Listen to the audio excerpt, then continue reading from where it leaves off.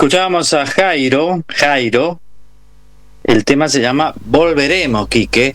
Jairo estaba en París y volvió para cantar directamente en el último acto de cierre de campaña del doctor Alfonsín.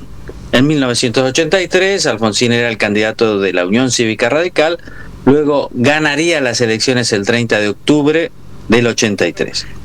Las encuestas recién empezaban a funcionar, yo recuerdo, y si bien indicaban una paridad, muchos no creían que el radicalismo pudiera vencer al peronismo en las urnas, como sucedió, y por holgura, por una diferencia amplia, el 30 de octubre de 1983, lo cual dio lugar al inicio del gobierno radical. Y claro, nosotros nos inspiramos en Jairo, en el tema, en un artículo de un periodista, de un colega, Oscar Muñoz, que escribió un artículo sobre el 30 de octubre del 83 y cómo ya no se recordaba una fecha que para Muñoz era clave, tanto que este periodista, que además es historiador, sabe muchísimo, escribió un libro excelente sobre la reforma universitaria, entre otros, siendo que para Muñoz esta era una elección, una de las grandes elecciones de la Argentina, junto con las de 1916, 1946 y 1973. Está en línea Oscar Muñoz, a quien saludamos. ¿Cómo estás? ¿Qué tal, amigo mío? ¿Cómo andas vos? Muy bien, Oscar. Acá inspirado por tu artículo sobre lamentando porque no se haya recordado la elección del 30 de octubre como, según señalás, es debido. ¿Y por qué no nos contás por qué para vos es tan importante esa elección?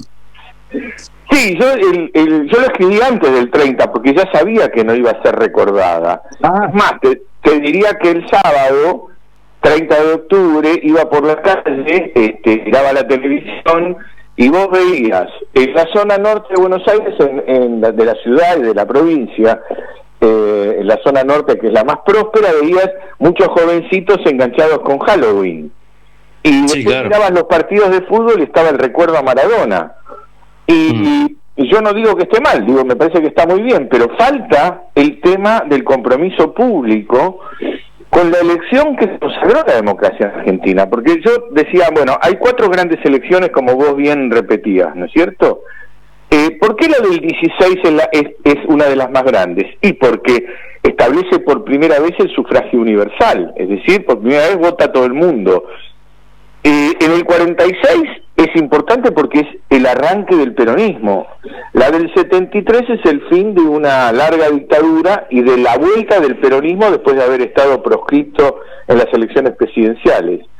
Pero todos estos casos, el 16, el 46 y el 73, fueron democracias con un partido dominante o hegemónico, desde el 16 al 30 el radicalismo, desde el 46 al 55 el peronismo, en el 73 vuelve a reivindicar el peronismo, pero todas duraron muy poco. Vos fíjate, la hegemonía radical que sale de la elección de 1916 dura hasta el 30, 14 años. La peronista del 46 dura hasta el 55, 10 años. La del 73 apenas dura 2 años y medio. En cambio, y con un partido dominante y sin alternancia. En cambio, claro, la del 83 ya lleva 38 años, donde han gobernado casi todos, es decir, ha gobernado el radicalismo, ha gobernado el peronismo, han gobernado distintas alianzas, y bueno, me parece que la democracia, así como la Argentina le está yendo mal, en el sentido económico, social, etcétera, desde el punto de vista institucional, es el país más fuerte de América Latina junto con el Uruguay, digamos, si uno analiza cómo es la situación, ¿no es cierto? Buen punto, Oscar, y además ha permitido atravesar crisis tremendas como la del 2001. Claro, por mucho menos de lo que pasó tantas veces en la economía argentina, echaban a los presidentes civiles, ¿no es cierto? Y ahora está muy robusta la institucionalidad en Argentina, aunque las cosas estén mal para los ciudadanos, digamos, por algo se empieza, ¿no? El Uruguay estuvo mal económicamente muchísimos años y siempre pudo salir gracias a la fortaleza institucional. Sí, también esta democracia permitió que el primer, digamos, presidente civil no peronista concretara, culminara su mandato, Macri, ¿no? Sí, yo igual creo que es fuerte. Sí, yo igual creo que el 83 también es tan importante, porque el mandato de Alfonsín, contrariamente a lo que cree la mayoría, yo respeto esa opinión, pero tengo otra, el mandato de Alfonsín no era durar 5 o 6 años o 3 o 4, el mandato de Alfonsín era establecer un gobierno civil capaz de soportar las rebeliones militares. De hecho, Alfonsín tuvo 3, Menem tuvo 1, y la verdad es que se acabó el tutelaje militar sobre la democracia argentina. Y yo creo que ese es el gran legado de Alfonsín, el haber logrado condiciones tales que la democracia se mantuvo a pesar de los fragotes militares, a pesar de rebeliones sindicales, de problemas con los empresarios, de medios de comunicación a veces excesivamente duros, y a pesar de todo la institucionalidad se mantuvo. Ahora lo que pasa, me parece que después de 38 años hay que ir a un acuerdo general, ¿no? Que es la gran, para mí, la gran asignatura pendiente de esta democracia, porque si me permitís meterme en la actualidad, el segundo gobierno de Cristina fue malo, el de Macri fue peor que el de Cristina, y el de Alberto es peor que el de Macri.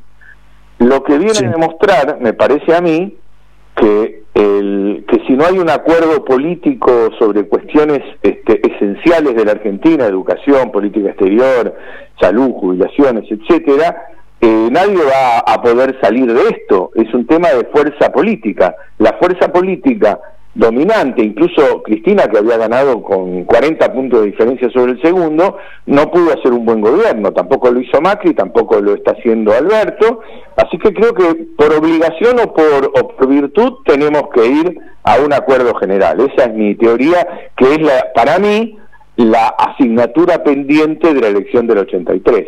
Sí, lo que pasa es que está bastante discutido dentro de los partidos, incluso del radicalismo, ¿no? Hay sectores más duros y otros más negociadores, ¿verdad? Sí, pero yo creo que los duros no pueden ofrecer nada, porque ya está visto cómo es, ¿no es cierto? Hay que acordar con los que uno considera los peores. Por ejemplo, hoy hay una excelente nota de Pablo Mendelevich en La Nación, donde recuerda que 1 de cada 4 argentinos es kirchnerista. Mendelevich es un opositor al kirchnerismo, no le gusta, lo dice con toda claridad. Pero claro, si vos tenés 1 de cada 4 argentinos con una opinión firme, no los podés arrejar de la política, decir, no, a ustedes no les doy más bolilla. No, claro.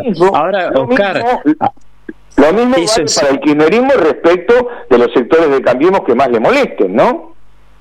Claro, pero ahí el dilema siempre es lo mismo, del acuerdo. ¿Quién lo hace? ¿La hacen las palomas o los halcones? Porque yo recuerdo todos los acuerdos, valga la redundancia, siempre han sido hechos por halcones. Pero a veces lo hicieron las palomas. Por ejemplo, la reforma constitucional del 94 es un acuerdo entre las palomas del radicalismo y las palomas del menemismo. Es decir, por el menemismo, Corach, Bauzá, Eduardo Menem, las figuras más democráticas, si querés, de ese gobierno, que se llamaban los celestes, en contraposición a los rojos de Punzó, y dentro del radicalismo, los sectores que pensaban que era mejor un acuerdo con el menemismo que ir a una suerte de enfrentamiento total. Así que no sé, pero ahí ¿no? Se puede decir también, perdón Oscar, pero se puede decir que ese acuerdo lo abren Barrio Nuevo y Nosiglia también, ¿no? Sí, pero lo hacen Alfonsín y Menem. Sí, claro, cada uno. Coincido con vos. ¿Quién hace el acuerdo? No hay figuras tan notables como esas. Bueno, y cuando no hay figuras tan notables, habrá que buscar más institucionalidad. Habrá que aprovechar esta institucionalidad de la que tenemos. Y si no, bueno, suponete, si esto sigue así, el gobierno perderá las elecciones, tendremos 2 años muy malos de este gobierno, de un gobierno sin fuerza política y con problemas económicos y sociales, perderá las próximas elecciones presidenciales y nada se va a solucionar, porque en este marco, suponete que se acerque el 23, en un marco parecido a no se va a poder hacer lo que hay que hacer sin un acuerdo político. Además, Oscar, permitime dudar sobre esos 2 años con un presidente tan débil. No va a ser. Es que después de la elección es evidente que se impone un acuerdo para poder sustentar al presidente, porque si no hay acuerdo y no se cae el presidente, la vicepresidenta no podría asumir por razones obvias. Entramos en una situación que va a ser muy mala para la sociedad argentina. El pueblo argentino va a estar con mayores padecimientos, va a haber inseguridades jurídicas y de todo tipo, porque nadie va a saber quién gobierna. Entonces va a ser un problema muy grave. Por eso yo digo, después de la elección hay que hacer un acuerdo, y la responsabilidad principal del acuerdo va a ser del gobierno, y la secundaria, pero también importante, va a ser de la oposición. Si no llegamos a eso, el pronóstico es malo. Si lo hacemos... Oscar, hacer el acuerdo, y yo creo que nos estamos adelantando a la agenda post 14 de noviembre, pero es muy importante, hacer un acuerdo es muy desafiante para todos, en primer lugar para Larreta. Sin duda. Imagínate que Larreta, si los resultados son los de las PASO, los de las encuestas, Larreta queda consagrado casi como candidato presidencial, porque podrá surgir en Mendoza alguien, en Jujuy, pero hoy por hoy el no peronismo, la candidatura la fabrica acá en la ciudad de Buenos Aires, no en otro lado. Por lo menos hasta ahora. Y hacer un acuerdo para Larreta, pucha, es lo que el gobierno va a pretender enseguida, pero va a tener que tener algunos recaudos, ¿no? Es verdad lo que decís, pero yo te presento otro escenario, un escenario de una derrota dura para el gobierno, que es lo que todos estamos previendo, con lo cual el país entra en una situación muy difícil, que va a afectar a todos los gobiernos locales, porque no es que solamente va a quedar afectado el gobierno nacional, que va a ser, por supuesto, el más afectado. También van a quedar afectados los gobernadores provinciales, e incluso la autoridad máxima de la ciudad de Buenos Aires, porque vamos a entrar en una crisis cuyo desenlace no se sabe, y aguantar 2 años una candidatura en la Argentina no es tarea fácil. No. Yo coincido con vos que si las cosas vienen como parecen, la candidatura de Larreta es la más posible, pero yo no descartaría que Macri quiera ser candidato, que Bullrich quiera ser candidato, que Lustó quiera ser candidato, que Morales quiera ser candidato y que Manes quiera ser candidato. Te estoy hablando de 6 candidaturas. Sí, ser candidato puede querer mucho, pero en realidad lo del acuerdo es un dilema muy interesante. Claro que porque creo que Larreta, la propia crisis lo va a empujar al acuerdo, pero tiene que tomar recaudo porque también puede ser una maniobra del gobierno y de sus sectores, de los sectores internos que quieren otro candidato, por ejemplo. Exacto, coincido plenamente. A Macri le conviene que Larreta se diluya en ese acuerdo con el gobierno, ¿verdad? Claro, Larreta tiene miedo con toda razón, de que se repita lo que le pasó a Antonio Cafiero en el 87, que apuntó al gobierno de Alfonsín ante los golpes militares en una situación muy difícil económica y social, y ese acercamiento a un gobierno que estaba desgastándose le costó perder la interna presidencial contra Menem. Yo creo que esa es una lectura que hizo todo el mundo y que es un riesgo que por supuesto que está. Pero el tema es que sin riesgos no se llega a la presidencia. Y llegar a la presidencia para una situación monopartidista o de una alianza que contemple más o menos la mitad de los argentinos y quede la mitad en contra, ya se ha demostrado que no va a funcionar, me parece. Entonces, ahora, el acuerdo está muy bien, pero tiene que tener un contenido, ¿verdad? ¿Qué contenido se le pone a ese acuerdo? El contenido de lo posible, digo yo, ¿no? Yo ahí tengo discusiones con distintos amigos que dicen, bueno, pero es necesario que el acuerdo sea sobre esto, sobre aquello. Y yo digo, es deseable que sea sobre la mayor cantidad de temas, pero los acuerdos deben hacerse sobre lo posible, es decir, sobre lo que cada uno está dispuesto a ceder. A ver, para empezar, cuando hay un acuerdo político, es el gobierno, el que sea el gobierno que sea, en este caso va a ser el de Alberto, el que pierde poder, cede poder y le entrega a la oposición ciertos resortes que de otro modo mantendría en su poder, ¿no? Sí. Eso le pasa a Alfonsín en el 87, le pasa menos a Menem en el 97, pero le pasa. De la Rúa no puede zafar de eso y cae. y bueno, y le pasa a Macri en el último año de su gobierno, que tiene que abandonar casi todas sus ideas. Entonces, lo que yo creo es que el gobierno o cede poder o le va a resultar extraordinariamente difícil surfear esos 2 años durísimos que le quedan a todo gobierno, que como vos sabés, en Estados Unidos llaman del pato rengo, que son los últimos 2 años, aunque ganes la elección. Si además perdiste la elección y parece que vas a perder el gobierno, vas a tener una lucha tremenda y una debilidad.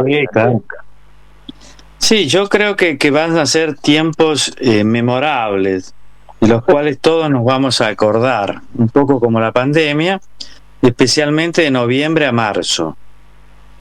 Sí, porque yo creo que este gobierno, por eso yo creo que hay que apuntalar, porque yo creo que este gobierno, contrariamente a lo que cree una parte de la sociedad argentina, no es un gobierno que ofrezca el riesgo de autoritarismo como era el segundo mandato de Cristina.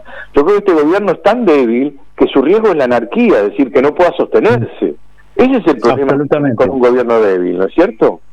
Absolutamente. Y además, sí, perdón. Hay que ver cómo juega la líder del espacio, ¿no? Cómo juega. Claro. Lo que pasa es que ese liderazgo ya no va a ser tan fuerte, porque el liderazgo se basaba en su capacidad de sumar votos. Si en lugar de tener 35 tiene 20 o 25, es otra cosa, y ahí hay una interna que va a resolverse. Pero para cerrarte el tema... Absolutamente. Las ventajas que tiene la Argentina. La Argentina tiene una ventaja que no venía existiendo hasta ahora, que es que la región entró en una turbulencia de la que no va a salir.